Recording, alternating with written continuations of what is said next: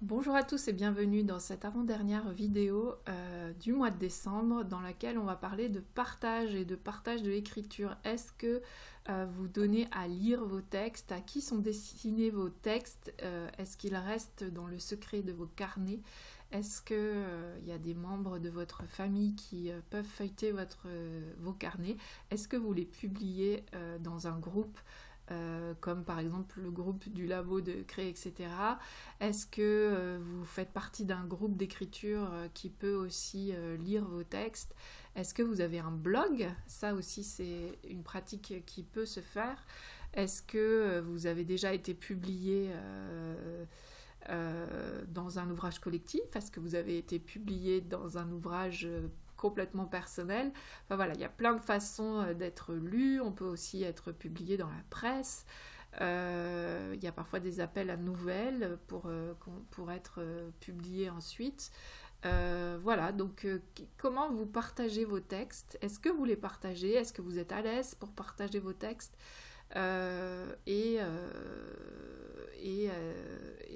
Est-ce que vous donnez à lire ce que vous écrivez en sachant qu'il y a certains écrits qui ne sont pas destinés à être lus, typiquement les écrits de carnets intimes et de pages du matin, on n'écrit pas pour être lu dans ces cas-là. Après, ça peut valoir le coup d'être lu. Je pense qu'une partie de notre écriture est quand même destinée à quelqu'un, à un public. Alors ça peut être un public restreint, un public large, mais on écrit souvent quand même pour quelqu'un. Euh, alors en ce qui me concerne, j'écris je fais beaucoup de récits autobiographiques, d'anecdotes autobiographiques, parfois de périodes ou sur des thématiques. J'ai pu écrire sur le corps, sur l'enfance, sur voilà, plein de choses. Et alors, comme j'écris beaucoup dans mes propres ateliers, bien sûr, je donne à lire aux personnes qui participent à l'atelier. Donc, il y a déjà cette façon-là de partager mes textes. Ça m'apporte beaucoup, comme je pense que ça apporte aux personnes qui participent à ces ateliers.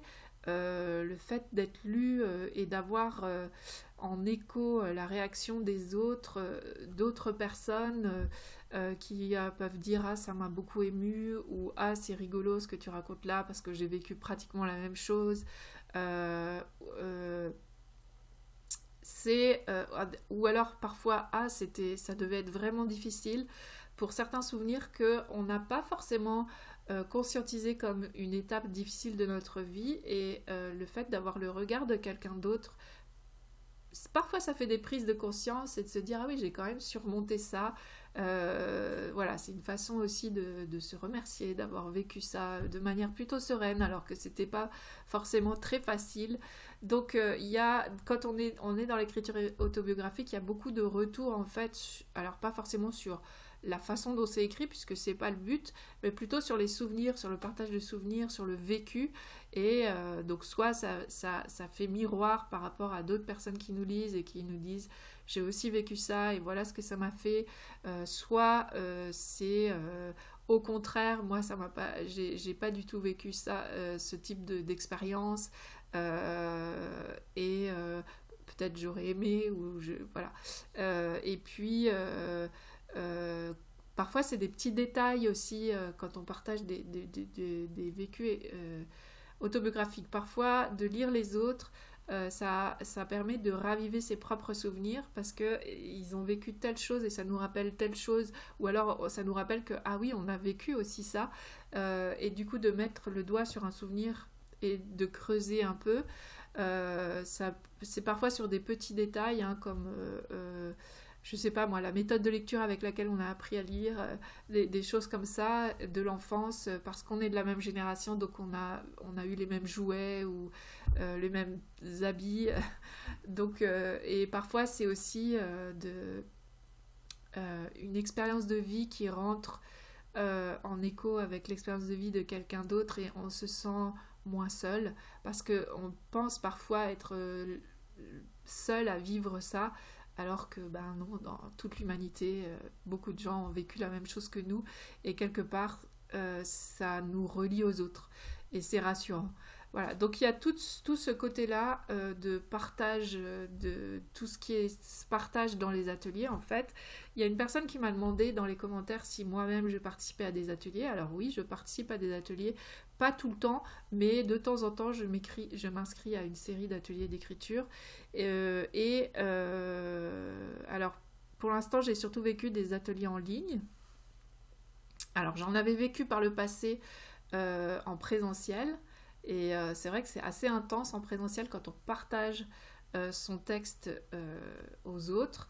Alors, surtout quand le partage en présentiel, ça se fait forcément à l'oral. Hein, et parfois, c'est des textes assez qui remuent des choses, donc c'est intense. Et d'avoir le retour des autres, c'est vraiment important. Alors, les ateliers que j'ai pu vivre récemment, c'était des échanges écrits. Donc c'est un peu moins intense au niveau du moment de... Je donne mon texte à la découverte de l'autre, enfin je donne à lire. Par contre, moi ce que ça m'a apporté, parfois quand c'est de l'écriture créative, c'est de voir que à partir d'un seul sujet, on peut vraiment aller tellement dans plein de directions différentes. Et aussi, parfois, dans un atelier que j'avais fait, l'animateur nous engageait vraiment à creuser sur un détail du texte et puis à approfondir vraiment, et aussi un petit peu à travailler sur le style, comme par exemple ce moment-là, tu devrais le mettre avant, enfin voilà, la chronologie du récit, etc. etc.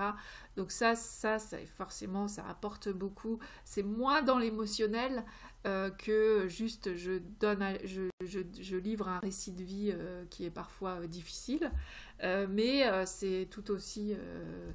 c'est tout aussi instructif. Et puis quand on retravaille le texte en groupe ou à deux ou à trois, ça nous lie aussi aux autres parce qu'on voit comment les autres réfléchissent, comprennent le texte.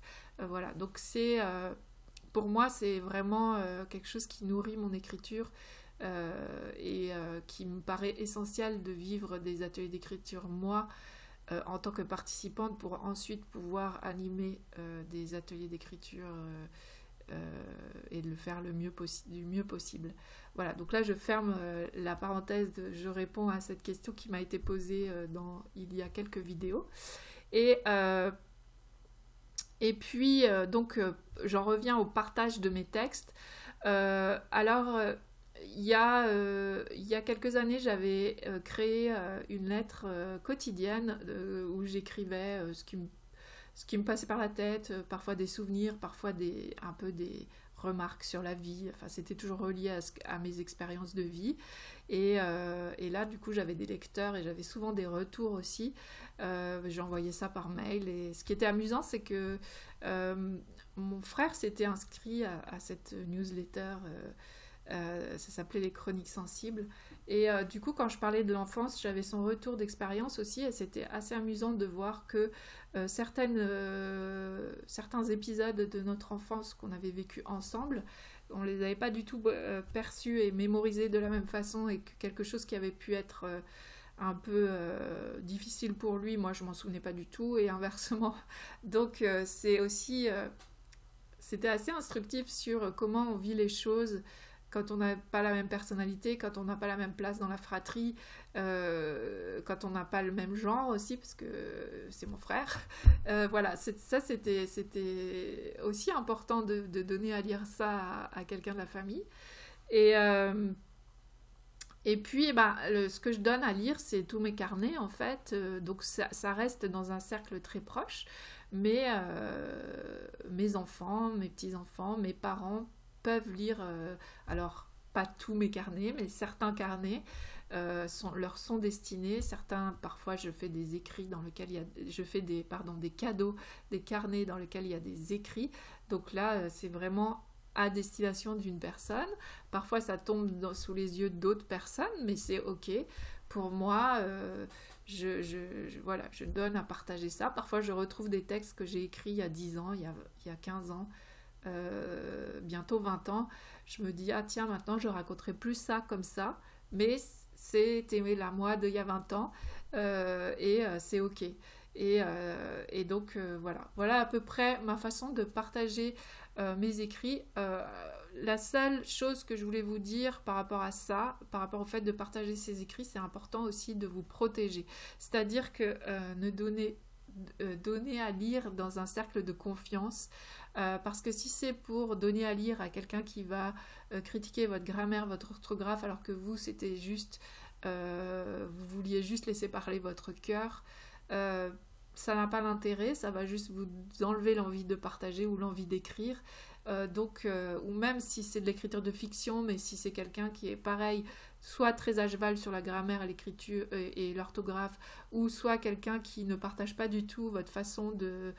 si par exemple vous voulez écrire de la science-fiction ou de l'imaginaire et que c'est quelqu'un très terre à terre, là aussi ça va peut-être être une critique très négative, alors que c'est pas le but du partage en fait. Donc c'est important de partager dans un cercle bienveillant, dans le sens, dans un cercle de personnes qui comprend ce que c'est d'écrire, qui écrit en fait, parce que il n'y a pas besoin d'être écrivain. Martin Winkler appelle ça les écrivains, c'est tous ceux qui écrivent, et je pense qu'à partir du moment où on tient un carnet et tout ça, on est déjà plus dans la compréhension de ce que c'est d'écrire, et que finalement la grammaire et l'écriture c'est important quand on veut publier, ça je suis d'accord, que c'est important de se faire relire et de retravailler certaines formules de phrases et tout ça, mais que quand ça reste dans le premier jet ou l'écriture autobiographique intime qu'on partage à quelques-uns, on n'a pas besoin de s'attarder sur ce genre de détails. Donc, partagez, je vous encourage à partager, mais partagez dans des cercles qui vont comprendre votre écriture et qui vont accueillir votre écriture avec un regard doux et tendre, même si ils peuvent y apporter des améliorations, mais que ça sera toujours fait de manière que ça ne vous blesse pas. Voilà. Donc dites-moi si vous partagez vos écrits dans les commentaires, si vous avez un groupe autour de vous pour pouvoir partager tout ce que vous écrivez, ou une partie de ce que vous écrivez. Et puis on se retrouve demain pour la dernière vidéo de cette mini-aventure autour de l'écriture. Salut!